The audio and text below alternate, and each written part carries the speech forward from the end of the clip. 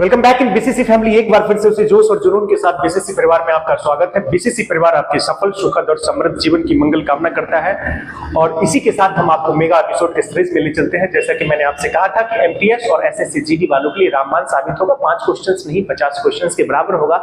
एक क्वेश्चन से निकलने वाली जितनी भी बातें होंगी वो मैं आपसे चर्चा करूंगा। आपको पता चलेगा कि एक क्वेश्चन नहीं कई क्वेश्चंस है। आइए तो सबसे पहले मैं 5 नंबर क्वेश्चन ही कर देता हूं आपका, ताकि आपको कोई प्रॉब्लम नहीं हो। ये 5 नंबर क्वेश्चन में करना क्या है जरा समझिएगा। चक्रवृद्धि ब्याज का क्वेश्चन है और मेगा एपिसोड के किसी सीरीज में मैं चक्रवृद्धि ब्याज के बारे में बता चुका हूं, बेसिक कंसेप्ट में बता चुका हूं कैसे है। एक बार फिर से मैं बता देता हूं। प्रति वर्ष की बात हो रही है तो सबसे पहले हम लोग क्या करते हैं, देखिएगा 17,200 रुपया है, ये 10% है और ये 2 वर्ष के लिए है। तो इसका मेथड भी ज्यादा टफ नहीं होगा। सबसे पहले आप अमाउंट निकालिएगा।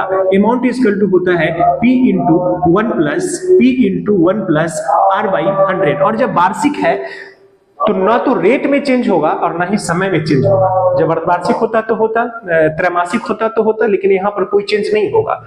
तो आपके पास इतना रुपया पर, यानी ये प्रिंसिपल है आपके पास, कितना है प्रिंसिपल है, इंटू 1 प्लस रेट कितना है आपके पास 10 है, 10 बाई 100 कर दीजिए। अब पावर में 2 कर दीजिए, 10 दाहे 100 कर दीजिए।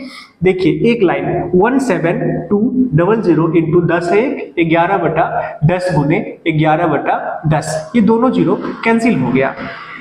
आप अगर इसको करना चाहेंगे तो क्या हो जाएगा 172 इंटू 11 आपका क्या पूछ रहा है 2 वर्ष के बाद की अवधि के बाद राशि क्या होगी।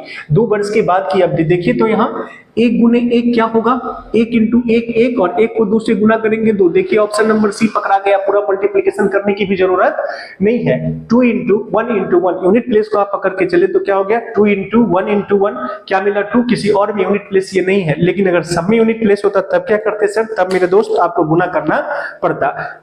तो ये आपका जो है बेसिक है। इसी में मैं चाह रहा हूं कि आज आपको मैं वो अस्त्र, वो ब्रह्मास्त्र आपको दे दूं जो आपके लिए फ्रूटफुल होगा। लेकिन एक सीआई का क्लास में अलग से आपको दूंगा। फिलहाल इसके लिए 2 वर्ष के लिए जब भी आपसे पूछे तो उसके लिए एक फॉर्मूला होता है, उसको आप निकाल सकते हैं।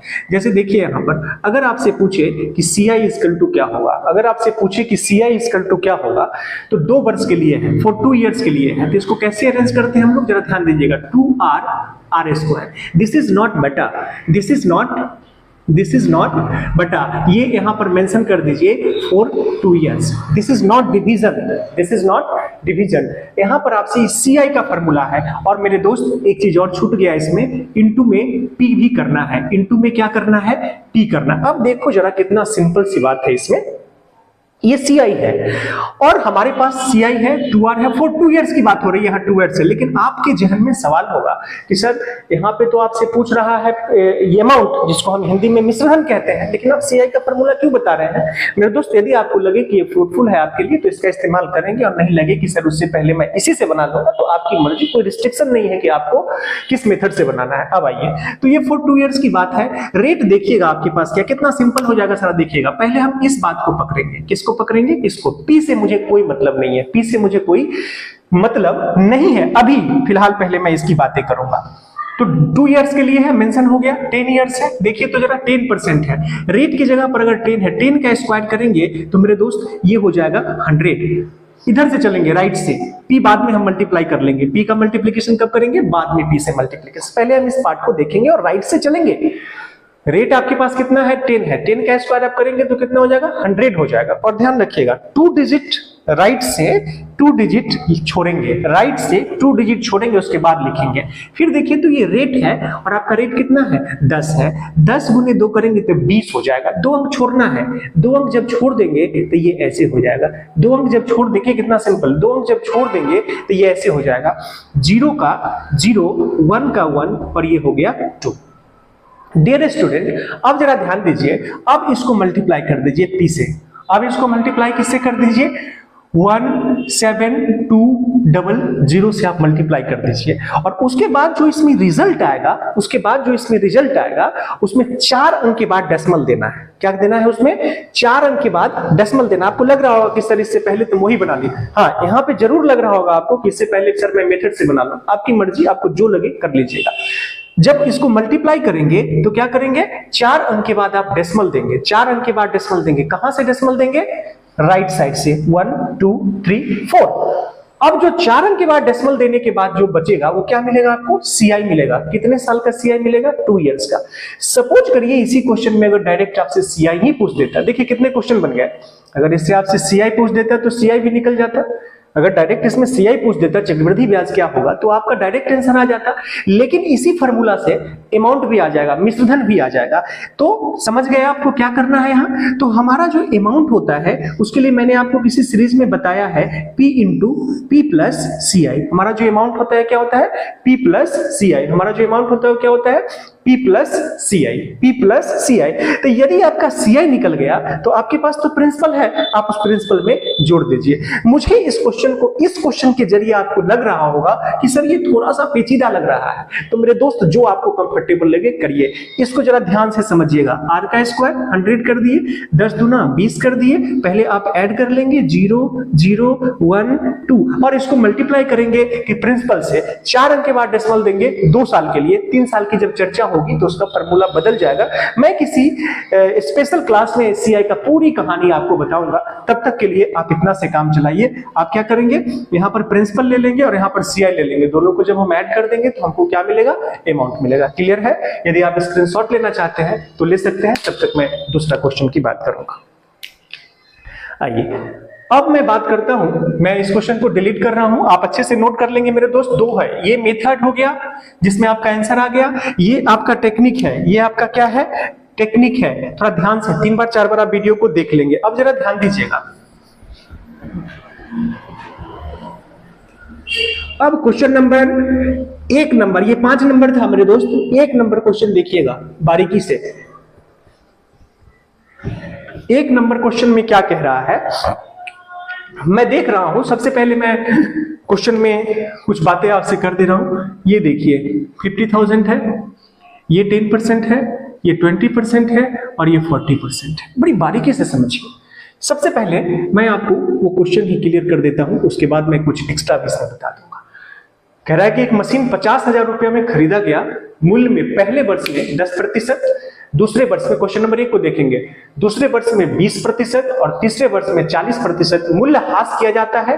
3 वर्ष बाद मशीन का मूल्य ज्ञात कीजिए। मूल्य ह्रास को हम लोग इंग्लिश में डिप्रिसिएशन कहते हैं। डिप्रिसिएट होता है, यानी डिप्रिसिएट होने का मतलब कम होना। मतलब आपने मशीन को खरीद कर लाया और तब से आपके मशीन के दामों में कमियां होती चली गई। अब जरा ध्यान दीजिए, तो आपसे पूछ रहा 3 वर्ष बाद मशीन का मूल्य क्या है।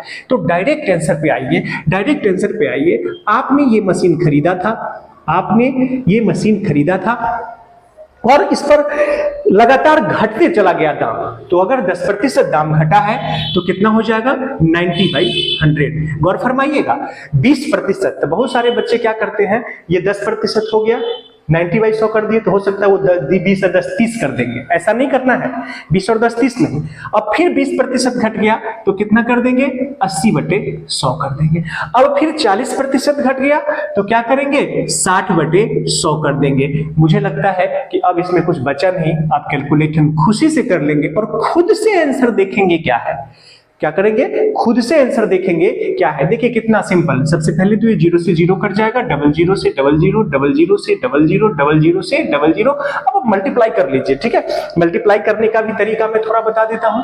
क्या करना है, 5 गुने 9, 90 इंटू 8 इंटू 6 कर लीजिए, ठीक है। इसके बाद आप कैलकुलेट करके देख लीजिए कि आपका आंसर कौन सा है, आप खुद टिक कर लीजिए। एक एक्स्ट्रा चीज इसमें मैं बताना चाहता हूं, मैं एक्स्ट्रा कह रहा हूं, क्वेश्चन ये है, ये एक्स्ट्रा जहां भी मैं स्टार लगाऊंगा उसका मतलब है कि उस क्वेश्चन से रिलेट करके हो सकता है किसी क्लास में या किसी प्रीवियस ईयर के क्वेश्चन में, या जब एग्जाम देने आप जाए तो इस तरह के क्वेश्चन बन सकते हैं। तो इसमें कितने क्वेश्चन बन सकते हैं जरा ध्यान दीजिएगा। मैं 2 बातें आपको इसमें बताऊंगा। तो 50,000 रुपया है। अब इससे रिलेट करके दूसरे संदर्भ को समझिए। स्टार का मतलब कि मैं उससे रिलेट करके दूसरे संदर्भ आपको बता रहा हूं। तो वो क्या है देखिएगा, मैं वही 50,000 ले लेता हूं, वही 50,000 ले लेता हूं। हो सकता है कि इस जगह पे, हो सकता है कि इस मूल्यह्रास की जगह पर आपसे पूछते कि इसके दाम में हर वर्ष वृद्धि होती है, तो बताइए 3 साल बाद, तो फिर तो कहानी बदल जाएगी। अब आइए, तो अगर 10% की वृद्धि कर दे तो क्या हो जाएगा 110/100। यदि 20% की वृद्धि कर दे तो क्या हो जाएगा 120/100। यदि 40% की वृद्धि कर दे तो 140/100। मेरे दोस्त, कैलकुलेशन करने के बाद आपसे पूछेगा कि 3 साल बाद इसका दाम क्या होगा, तो नेचुरल सी बात है यह 50,000 से ज्यादा हो जाएगा और यह 50,000 से कम। दूसरा स्टार लगाइएगा। आप कितने सवाल बन सकते हैं जरा उस पर गौर फरमाइएगा। क्या क्या बन सकते हैं? जैसे आप जीके जीएस पढ़ते हैं ना, एक चीज अगर इंडिया की चर्चा हुई तो इंडिया का कैपिटल क्या है, इंडिया के प्राइम मिनिस्टर कौन है, इंडिया के प्रेसिडेंट कौन है, इंडिया की क्लाइमेट कैसा है, इंडिया में नॉर्थ साउथ ईस्ट वेस्ट में क्या क्या है, ये सारी चीज आप जानने की कोशिश करते हैं। In the same way mathematics को उसी तरह से आपको एंजॉय करना है। देखिएगा, अब इसी सवाल फिर स्टार लगा रहा हूं। मैं अगर आपसे पूछूं कि यदि एक मूल्य का दाम पहले वर्ष में 10% की वृद्धि होती है तो 110/100 कर दीजिए। अगर आपसे कहे कि दूसरे वर्ष में 20% की कमी होती है तो 80/100 कर दीजिए। फिर आपसे पूछे कि तीसरे वर्ष में 5% की वृद्धि होती है तो 105/100। अब मुझे बताइए, इससे रिलेट करके कोई भी सवाल अगर आपके पास आता है तो मुझे लगता है कि वो आपसे नहीं छूटेगा। बस कैलकुलेशन थोड़ा फास्ट करिएगा तो जल्दी से बन जाएगा। If you want to take the screenshot, आप स्क्रीनशॉट ले सकते हैं ताकि आप इसको बार बार देख सकें। अब मैं सवाल नंबर 2 कैप्चर कर रहा है। अब मैं सवाल नंबर 2, मैं इसको इरेज करता हूं, यदि आप स्क्रीनशॉट लेना चाहते हैं तो ले सकते हैं। सवाल नंबर 2 देखिए, एक सवाल आपसे पूछा गया, एक सवाल जो आपका सवाल था, स्टार मतलब एक्स्ट्रा बातें जो उस सवाल से रिलेट है उसको मैं बताने की कोशिश कर रहा हूं। आइए,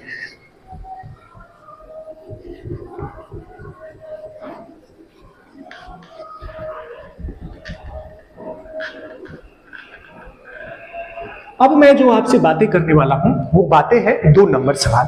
एक अर्धगोला, जब अर्धगोला की चर्चा हुई है तो मैं फिर से पूरी बातें बताऊंगा।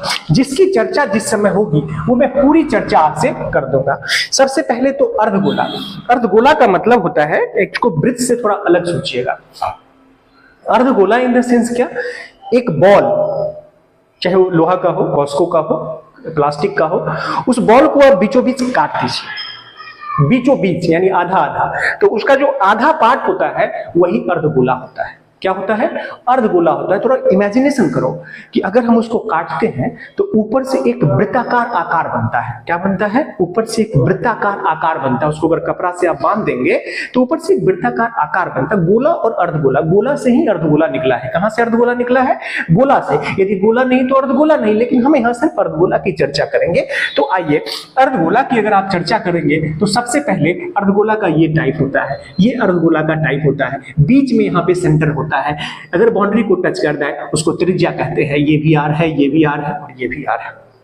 मेरे दोस्त, इससे निकलने वाली जो बातें होती है, इसमें मैंने आपसे कहा था CSA, मैंने आपसे कहा था CSA का मतलब कर्व सरफेस एरिया, CSA का मतलब कर्व सरफेस एरिया, यानी नीचे का पार्ट और ऊपर के पार्ट को हम छोड़ देते हैं। CSA का मतलब curve surface area, curve surface area का मतलब कर्व सरफेस एरिया या वक्र, उसको हम हिंदी में वक्र कहते हैं, जिसको हम इंग्लिश में कर्व कहते हैं उसको हम हिंदी में वक्र कहते हैं। तो वक्र पृष्ठीय क्षेत्रफल क्या होगा मेरे दोस्त? नीचे का पार्ट और ऊपर का पार्ट, जो कटोरा के ऊपर का जो पार्ट है, कटोरा के जो ऊपर का पार्ट है उसको मैं छोड़ दूंगा और कटोरा के नीचे का पार्ट नेग्लिजिबल है, जो निग्लेक्ट करके चलेंगे क्योंकि उसको हम काउंट नहीं कर सकते। ऊपर का जरा समझिएगा, कटोरा के ऊपर का पार्ट कैसा बन रहा है? वृत्त, यानी उसको हम छोड़ देंगे नीचे का। तो CSA जो होता है वो CSA होता है 2πr²। ये एरिया की बात कर रहा हूं। देखिए, एक चीज पूछा, मैं सब चीज बता दिया। अब अगर आपसे TSA पूछे तो ऊपर जो आपने छोड़ा है, मैं कितनी बार चर्चा किया हूं, बीच बीच में आपको साउंड आ रहा होगा। आज 10वीं है माँ दुर्गा का दशहरा जिसको हम लोग कहते हैं, तो ये साउंड कुछ बीच बीच में आपको मिलेगा। मैं उसके लिए आपको खेद प्रकट नहीं करूंगा क्योंकि ये उन्हीं की कृपा से हम सब आगे बढ़ते हैं। तो थोड़ा सा अगर कष्ट भी हो तो माँ दुर्गा की आराधना समझकर इसको समझने की कोशिश करिएगा। तो TSA में इंक्लूड होता है CSA। तो CSA तो है ही 2 पाई r स्क्वायर। कर्व का मतलब क्या बोला मैंने? कर्व का मतलब मैंने क्लियर कर चुका हूं, किसी वीडियो में देखिएगा, ऊपर का पार्ट और नीचे का पार्ट हर किसी ऑब्जेक्ट का छोड़ दिया जाए, बाकी जो बच जाता है उसको कर्व कहते हैं। तो TSA में CSA होता है, राइट? तो CSA तो ले लिए। अब क्या होगा? नीचे का पार्ट तो छोटा सा बिंदु टच कर रहा है जमीन को, तो इसको इग्नोर कर देंगे, लेकिन ऊपर तो वृत्त बन रहा है ना। कैसा वृत्त? और वृत्त का क्षेत्रफल क्या होता है? पाई r स्क्वायर होता है। देखिए मैंने कितना ऑपरेशन कर दिया, पाई r स्क्वायर, और इसको हम लोग लिखते हैं 3 पाई r स्क्वायर। क्या TSA और CSA की इसमें जरूरत है? लेकिन मैंने आपको क्यों बताया, जब जब क्वेश्चन मिलेगा मैं आपको रिवाइज कराऊंगा, जीके और जीएस से भी कंफर्टेबल करा दूंगा आपको मैथमेटिक्स को। अब आइए, अब मैं एक वॉल्यूम की बात कर लेता हूं। इसका जो वॉल्यूम होता है वो होता है 2/3 पाई r क्यूब होता है। देखिए सारी बातें मैंने कर दिया, सारी बातें स्क्रीनशॉट ले सकते हैं। इसकी जरूरत नहीं थी, इसकी जरूरत नहीं थी, इसकी जरूरत थी मुझे, मैं इसको लेकर के भी चल सकता था, 5 सेकंड में बता देता आपको, लेकिन मैं सब कुछ क्यों बताया बार बार? क्योंकि आपका रिवाइज हो जाएगा। ऐसे आप रिवाइज नहीं कर सकते। कॉपी को रिवाइज करने की अगर जरूरत पड़े या किताब पढ़ना पड़े तो बच्चे रिवाइज नहीं करते हैं, लेकिन अगर आप वीडियोस देखेंगे बार बार और देखेंगे कि हर वीडियो में सेम बातें सर रिवाइज कर रहे हैं तो आपको याद हो जाएगा। अब जरा ध्यान दीजिएगा, अब मैं सवाल पे आता हूं। मेरा ये सवाल है, कह रहा है कि उस अर्धगोले का आयतन ज्ञात कीजिए जिसका व्यास, और व्यास के बारे में भी जरा समझ लीजिए। जो हमारा व्यास होता है, जो हमारा व्यास होता है वो 2 × r होता है, यानी आपका त्रिज्या जो भी है उसको दुगना कर दीजिए तो वो व्यास हो जाएगा। और इधर 2 गुना में है, भाग में ले आइएगा, इधर 2 गुना में है तो भाग में ले आइएगा, तो क्या बन जाएगा? त्रिज्या बन जाएगा। क्या बन जाएगा? त्रिज्या बन जाएगा। क्या बन जाएगा? त्रिज्या बन जाएगा। इधर 2 गुना में है, इधर ले आइएगा तो क्या बन जाएगा? त्रिज्या बन जाएगा। अब जरा ध्यान दीजिएगा, तो व्यास अगर आपसे पूछता है तो आप त्रिज्या को दुगना कर दीजिए, और त्रिज्या पूछता है तो जो भी व्यास आपके पास है उसका आधा कर दीजिए। अब क्वेश्चन पे आइए। क्वेश्चन कह रहा है कि आपका जो व्यास है वो 6 सेंटीमीटर है मेरे दोस्त, व्यास 6 सेंटीमीटर है, तो त्रिज्या क्या हो जाएगा? व्यास बटा 2। त्रिज्या क्या हो जाएगा? व्यास बटा 2। कितना हो गया? 3। बस कहानी खत्म है। और फॉर्मूला क्या है? 2/3। जरा ऑप्शन पे ध्यान दीजिएगा, सारे ऑप्शन में पाई है। क्या है? सारे ऑप्शन में पाई है, उसका 22/7 हम नहीं लेंगे। r क्यूब 2 से काटेंगे 3, कितना हो गया? 3 गुने 3 गुने 3, 1 3 से 3, 3 तिया 9, 9 दूना 18, 18 18 पाई क्यूब सेंटीमीटर आपका आंसर। चर्चा किसकी थी? चर्चा किसकी थी? अर्धगोला की। मैंने कितनी सारी बताए? CSA मतलब वक्र पृष्ठ क्षेत्रफल, TSA संपूर्ण पृष्ठ क्षेत्रफल, CSA वक्र पृष्ठ क्षेत्रफल, TSA संपूर्ण पृष्ठ क्षेत्रफल, और वॉल्यूम में वक्र और संपूर्ण नहीं होता है। CSA संपूर्ण पृष्ठ क्षेत्रफल, माफ कीजिएगा, CSA वक्र पृष्ठ क्षेत्रफल, TSA संपूर्ण पृष्ठ क्षेत्रफल। TSA में CSA का होना अनिवार्य है, बिना CSA का TSA नहीं होगा। तो मैंने एक चीज आपसे पूछा, मैंने कितनी सारी बातें आपको बता दी। आप सिर्फ वीडियो को बार बार देखेंगे भी ना तो आपको रिवाइज करने की जरूरत नहीं पड़ेगी। आइए सवाल नंबर 3 लेते हैं, बड़ी ही अच्छा सवाल है, इसको देखिएगा कैसे क्वेश्चन से हम डायरेक्ट निचोड़ निकाल लेते हैं। आइए स्क्रीनशॉट ले सकते हैं यदि आप स्क्रीनशॉट लेना चाहें तो, क्योंकि बार बार आप इसको देख सकते हैं। फॉर्मूला का एक कॉपी बना लेंगे, BCC नाम से एक कॉपी आपके पास होनी चाहिए। अब जरा 3 नंबर सवाल पे आइए, आप देख रहे होंगे सवाल, आप पढ़ लीजिए सवाल। 3 नंबर सवाल में आपसे कह रहा है कि 3 नंबर सवाल में स्क्रीनशॉट ले लेंगे हम लोग।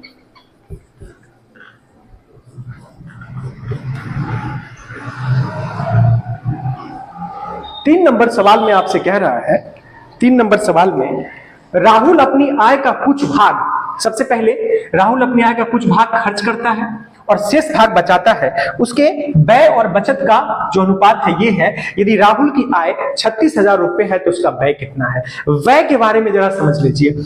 हम लोग आय को इनकम बोलते हैं इंग्लिश में, और हिंदी में इसको आय बोलते हैं या आमदनी बोलते हैं। ई को हम लोग इंग्लिश में एक्सपेंडिचर बोलते हैं और हिंदी में खर्च बोलते हैं, और हिंदी में क्या बोलते हैं? खर्च बोलते हैं। EIE और S को हम लोग इंग्लिश में सेविंग बोलते हैं और हिंदी में इसको हम बचत बोलते हैं। थोड़ी सी हैंडराइटिंग की अगर कसर हो तो माफी चाहूंगा। क्या बोला मैंने? बचत। क्या बोला मैंने? बचत। अब इसकी तरीका अब समझिए, अगर इसकी चर्चा चली है, इसकी जरूरत थी नहीं उसमें, लेकिन मैंने पूरी कहानी बताना। आई का मतलब होता है E + S। आई का मतलब होता है ई प्लस एस। जनरली लोगों को अभी भी पता लगता है कि आमदनी का मतलब जो है उसका बचत होता है। आमदनी का मतलब बचत नहीं होता है।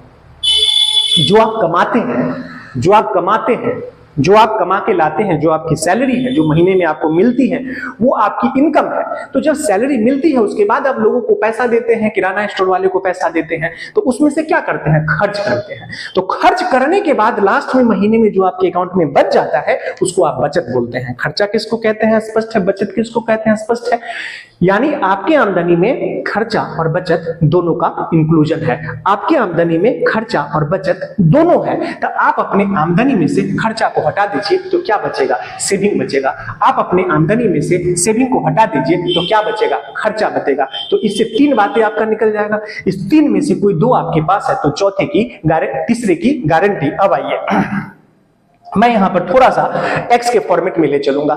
आपसे कह रहा है, देखिएगा, व्यय, व्यय का मतलब यानी खर्च को ही हम व्यय बोलते हैं। खर्च को ही हम क्या बोलते हैं? कंफ्यूज नहीं करोगे, खर्च को ही हम व्यय बोलते हैं। तो आपका जो खर्च है देख लो यहां, ई कितना है? 5 है। और आपका जो बचत है एस कितना है? 4 है। देखो कितना सिंपल, इसको एक्स मान लो, ये जरूरी है। यहां पर कितना हो गया? 9x। ये क्या बन गया?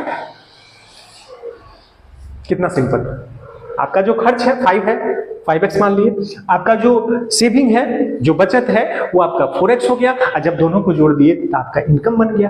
कहानी खत्म है। और यही इनकम, यही 9x जो है कितना है? 36,000 है आपका आय। कितना है? 36,000 है। 9 से काटेंगे 4, कितने हो गए? 4,000। आपसे पूछा क्या? तो उसका व्यय कितना है मेरे दोस्त? उसका व्यय कितना है? उसका व्यय कितना है? उसका व्यय कितना है? उसका व्यय कितना है? 4 × 20। अगर आपसे पूछता उसका बचत कितना है तो 4 चौका 16, 20 और 16 को जोड़ो 36,000 हो जाएगा। मैं डायरेक्ट भी बता सकता था, डायरेक्ट बता देता। देखो जादू मैथमेटिक्स का यूट्यूब के इतिहास में ऐसा कहीं नहीं मिलेगा। ऐसे भी कर सकता था, ऐसे भी हम कर सकते थे। इसको बनाने का एक और तरीका है, जरा समझिएगा, स्टार लगाता हूं। बनाने का एक और तरीका है। आपसे क्या पूछा? ये 36,000 है। देखिएगा 5 और 4 को जोड़ेंगे तो कितना हो जाएगा? 9 हो जाएगा। मेरे दोस्त आमदनी कितना है? 9 है। क्या बोलता हूं अक्सर, जो पूछे ऊपर, आमदनी कितना है? 5 4 9। आमदनी कितना है? 9। कब? जब, माफ कीजिएगा, पूछ रहा है आपसे, माफ कीजिएगा, आपसे पूछ रहा है खर्च। खर्च कितना है? 5 है। खर्च कितना है? 5 है। खर्च कितना है? 5 है। कब? जब। आमदनी कितनी है? 9। और कब? जब। आमदनी कितनी है? 36,000। देखिए ये जादू, देख लीजिए। आप कहेंगे सर इतना क्यों बताए? अरे मेरे दोस्त, आपके दिमाग में मुझे सेटअप डेवलप करना है। टेक्निक किसी की बपौती संपत्ति नहीं है, किसी के खेत में उपजने वाला प्रोडक्ट नहीं है कि उपजा लेगा, ठीक है? ये ब्रेन की उपज है। आप भी कर सकते हैं और मुझसे बेहतर कर सकते हैं, मुझे पूरी उम्मीद है। देख लीजिए यहाँ क्वेश्चन बन गया, यहाँ भी 20 से आया, कोई दिक्कत? जो पूछे ऊपर जिससे रिलेशन हो नीचे, तो 5 ऊपर क्यों लिखे सर? खर्चा पूछ रहा है। नीचे 9 के लिए सर, क्योंकि हमारा ओरिजिनल 36,000 जो है वो आमदनी है, तो टोटल आमदनी 9 है, उसमें हमारा खर्चा कितना है? 5। कितना में? तो 36,000 में। अगर आपसे पूछ देता सेविंग, फिर से देखो, अगर आपसे पूछ देता सेविंग, मेरे दोस्त कितना है? 4 है। 4 है। नीचे कितना? 9। कितना? 36,000। 9 चौका 36, 4 चौका 16।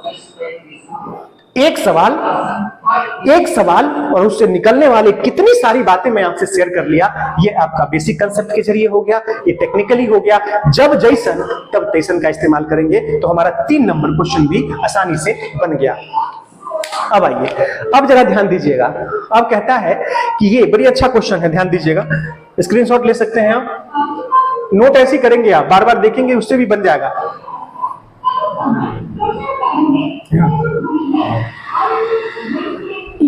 देखिए अब जो है, अब जरा ध्यान दीजिए, इसमें क्या है, थोड़ा सा संसाधन की कमी है, फिर भी मैं आपको कंटेंट से सराबोर कर दूंगा, ये मेरा वादा है आपसे। और आप एक में एक